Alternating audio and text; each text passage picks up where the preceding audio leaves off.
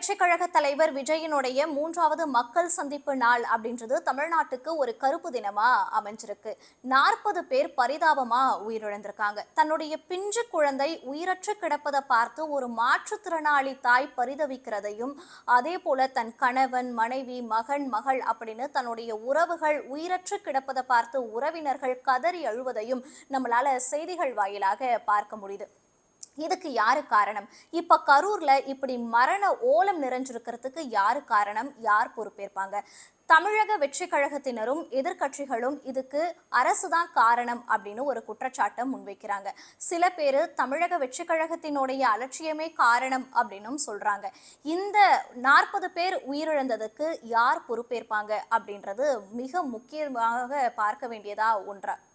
இப்ப இந்த 40 பேர் உயிரிழப்புக்கு யார் பொறுப்பேற்பாங்க? முதல்ல இந்த 40 பேர் உயிரிழந்ததுக்கு என்ன காரணம் அப்படின்னு சொல்லி பார்க்கலாம். இந்த பிரச்சாரத்துல என்னென்ன குறைபாடுகள் எல்லாம் ஏற்பட்டிருக்கு அப்படின்றத பார்க்கணும். முதல்ல டைமிங்ன்றது ஒரு ரொம்பவே முக்கியமான ஒரு விஷயமா பார்க்கப்படுது. தமிழக வெற்றி கழக தலைவர் விஜய்க்கு இது 3வது மக்கள் சந்திப்பு. முதல்ல இவர் அரியலூர், பெரம்பலூர், திருச்சி அப்படின்னு 3 மாவட்டத்துக்கு ஒரே நாளில் பிரச்சாரம் பண்ணணும் அப்படின்னு சொல்லி பிளான் பண்ணியிருந்தாங்க. ஆனால் அப்பயே இவருக்கு தெரிஞ்சிருக்கணும், டைமிங் நம்மளை பார்க்கறதுக்கு ரசிகர்களும் தொண்டர்களும் கூடுறாங்க, அதனால ஒரு இடத்துல இருந்து இன்னொரு இடத்துக்கு டிராவல் பண்ணுறதுக்கு நீண்ட நேரம் எடுக்குது, அவங்கள கண்ட்ரோல் பண்ணுறதுக்கு நீண்ட நேரம் எடுக்குது அப்படின்றது அந்த முதல் மக்கள் சந்திப்பிலேயே அவருக்கு தெரிஞ்சிருச்சு. அதனாலேயே தன்னுடைய 2வது சனிக்கிழமையின் போது அவர் மக்களை சந்திக்கும் போது அந்த 3 மாவட்டங்கள் அப்படின்றத 2 மாவட்டங்களா மாத்திட்டாரு. அதனாலேயே இவருக்கு அந்த நேரமின்மை அப்படின்றது ரொம்ப அதிக அளவில் இருக்கு.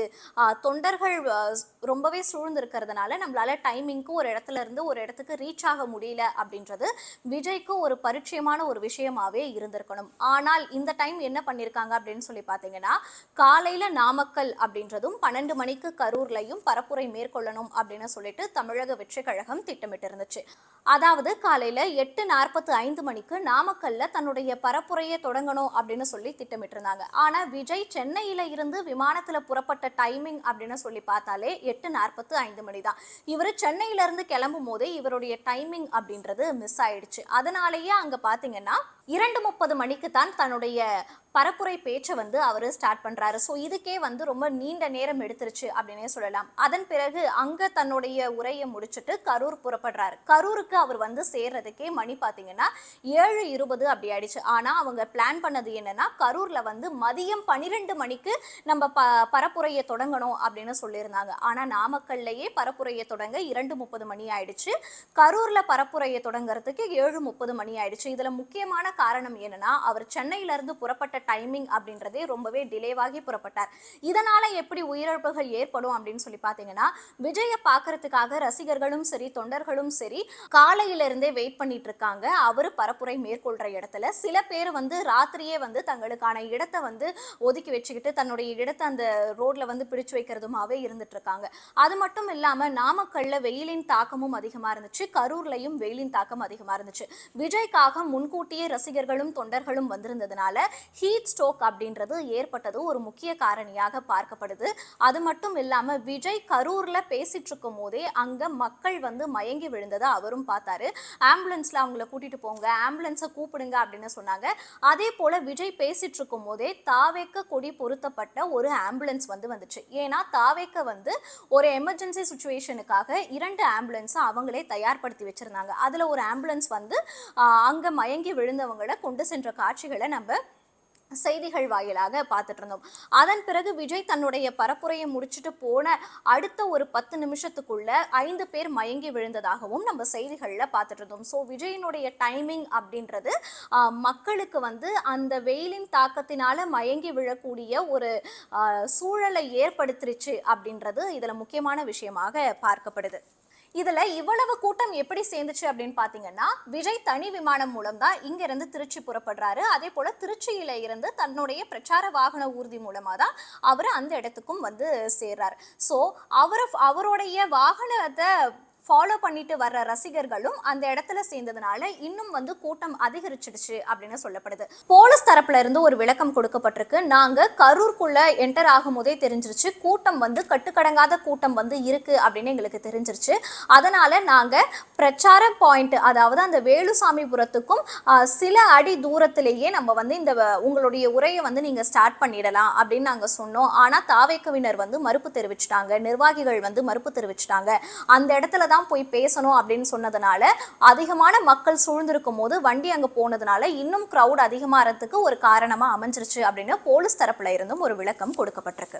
இப்போ தமிழக வெற்றி கழகத்தினரும் சரி, எதிர்கட்சிகளும் சரி, அரசு சரியில்லை, அரசு வந்து எங்களுக்கு போதுமான இடம் வந்து ஒதுக்கல, நாங்க கேட்ட இடத்தை கொடுக்கல அப்படின்றது போல பல்வேறு குற்றச்சாட்டுகளை அரசு மேல சுமத்தி இருந்தாங்க. இதுக்கு வந்து சட்டம் ஒழுங்கு கூடுதல் டிஜிபி டேவிட்சன் தேவாசிர்வாதம் வந்து செய்தியாளர்கள் சந்திப்பில வந்து பல்வேறு கேள்விகளுக்கும் அவர் வந்து விளக்கம் அளிச்சிருக்காரு. இதுல முதன்மையா கேட்கப்பட்ட கேள்வி என்ன அப்படின்னு சொல்லி பாத்தீங்கன்னா, அவங்க வந்து லைட் ஹவுஸ் ரவுண்டானா தானே கரூர்ல கேட்டாங்க தன்னுடைய பிரச்சாரத்தை வந்து மேற்கொள்றதுக்கு, நீங்க எதுக்கு வேலுசாமிபுரத்தை கொடுத்தீங்க அப்படின்னு சொல்லிட்டு ஒரு கேள்வி வந்து முன்வைக்கப்பட்டுச்சு. அதுக்கு டேவிட்சன் தேவாசிர்வாதம் தரப்புல இருந்து என்ன சொல்லியிருக்காங்கன்னு பாத்தீங்கன்னா, அவங்க கேட்டது வந்து லைட் ஹவுஸ் ரவுண்டானா தான், ஆனா நாங்க வந்து வேலுசாமிபுரத்தை கொடுத்தோம். ஏன் அப்படின்னு சொல்லி பாத்தீங்கன்னா, வேலுசாமிபுரத்தை விடவும் லைட் ஹவுஸ் ரவுண்டானா அப்படின்றது ரொம்பவே ஒரு சின்ன இடம், அதனாலதான் நாங்க வந்து அவங்களுக்கு வேலுசாமிபுரத்தை வந்து கொடுத்தோம். ஏன்னா அதிகமான கிரவுட் கூடும் அப்படின்றதுனாலயே நாங்க வந்து அவங்களுக்கு ஒரு நல்ல, இதை விடவும் பெருசா இருக்கக்கூடிய இடமான வேலுசாமிபுரத்தை வந்து கொடுத்தோம். 2022ஆம் ஆண்டுல இருந்தே இந்த இடத்தை வந்து பிரச்சாரம் மேற்கொள்றதுக்காக நாங்க வந்து ஏற்பாடு வந்து பண்ணி வச்சிருக்கோம். இதே போல 2 தினங்களுக்கு முன்னாடி அதிமுக பொதுச் செயலாளர் இபிஎஸ் வந்து பரப்புரை மேற்கொள்ளும் போதும் அவருக்கும் இந்த வேலுசாமிபுரம் தான் ஒதுக்கப்பட்டிருந்துச்சு. ஆனா அந்த பிரச்சாரம் எல்லாம் ஸ்மூத்தா தான் முடிஞ்சிருக்கு அப்படின்றது போல அவர் வந்து சொல்லியிருக்காரு. ஸோ லைட் ஹவுஸ் ரவுண்டானாவை விடவும் வேலுசாமிபுரம் வந்து கொஞ்சம் அதிகப்படியான இடம் இருக்கக்கூடிய ஒரு பகுதி தான் அப்படின்னு சொல்லிட்டு சட்டம் ஒழுங்கு டிஜிபியினால விளக்கம் கொடுக்கப்பட்டிருக்கு. காவல்துறையினுடைய பாதுகாப்பு அப்படின்றது அங்க சரிவர இல்ல, காவல்துறையினர் வந்து குறைந்த அளவிலேயே இருந்தாங்க அப்படின்னு சொல்லப்படுதே அப்படின்ற ஒரு கேள்விக்கும் அவர் வந்து பதிலளிச்சிருக்காரு. என்னன்னு பாத்தீங்கன்னா, 40 பேருக்கு ஒரு போலீஸ் அப்படின்ற வீதம் வந்து பாதுகாப்பு வந்து கொடுப்பது வந்து வழக்கம். ஆனா இங்க கிரவுட் வந்து அதிகமா இருந்துச்சு அப்படின்றதுனால 20 பேருக்கு ஒரு போலீஸ் அப்படின்ற வீதம் நாங்க வந்து பாதுகாப்பு கொடுத்திருந்தோம். மொத்தம் 500 போலீஸ் வந்து அங்க இறக்கி பாதுகாப்பு பணியில வந்து ஈடுபடுத்தப்பட்டிருந்தாங்க அப்படின்னு சொல்லிட்டு சட்டம் ஒழுங்கு டிஜிபி வந்து விளக்கம் கொடுத்திருந்தாரு. அன்றைய தினத்துல நாமக்கல்ல வந்து 200க்கும் மேற்பட்ட போலீஸ் வந்து பாதுகாப்பு பணியில ஈடுபட்டிருந்தாங்க. ஆனா கரூர் அப்படின்னு சொல்லி எடுக்கும் போது 500 போலீஸ் வந்து பாதுகாப்பு பணியில ஈடுபடுத்தப்பட்டிருந்தாங்க அப்படின்னு அவர் வந்து கூடுதலா தகவல் வந்து சொல்லியிருக்காரு. இதே போல ஆம்புலன்ஸ் அப்படின்னு சொல்லி எடுக்கும் போது தாவேக்க சார்பில் இருந்து 2 ஆம்புலன்ஸ் வந்து அவங்களே ஆல்ரெடி அந்த ஃபீல்டுல வச்சிருந்தாங்க. அதன் பிறகு மக்கள் அதிகமா மயங்கி விழவே அந்த தகவல் எங்களுக்கு வரவே நாங்க வந்து பக்கத்துல இருக்கக்கூடிய அமராவதி ஹாஸ்பிட்டல்ல இருந்து அவங்களுக்கு நாங்க கூடுதல் ஆம்புலன்ஸ் வந்து அனுப்பணும் அப்படின்னு சொல்லியிருக்காங்க. இப்ப இதுல மொத்தமா பாத்தீங்கன்னா 40 பேர் வந்து உயிரிழந்திருக்காங்க. மருத்துவத்துறை அமைச்சர் மா சுப்பிரமணியன் அவர்கள் என்ன சொல்லியிருந்தாங்கன்னா, பெரும்பாலான மக்கள் வந்து ஹாஸ்பிட்டல்ல வந்து சிகிச்சை பலனின்றி உயிரிழக்கல, அவங்க வரும்போதே உயிரற்ற உடல்களா தான் கொண்டு வந்தாங்க அப்படின்றது ஒரு தகவலையும் நமக்கு வந்து கொடுத்திருந்தாரு. மொத்தமா 40 பேர் வந்து உயிரிழந்திருக்காங்க. இதுல குழந்தைகள் 9 பேரும் மகளிர் வந்து 16 பேர் உட்பட 40 பேர் மொத்தமா உயிரிழந்திருக்காங்க.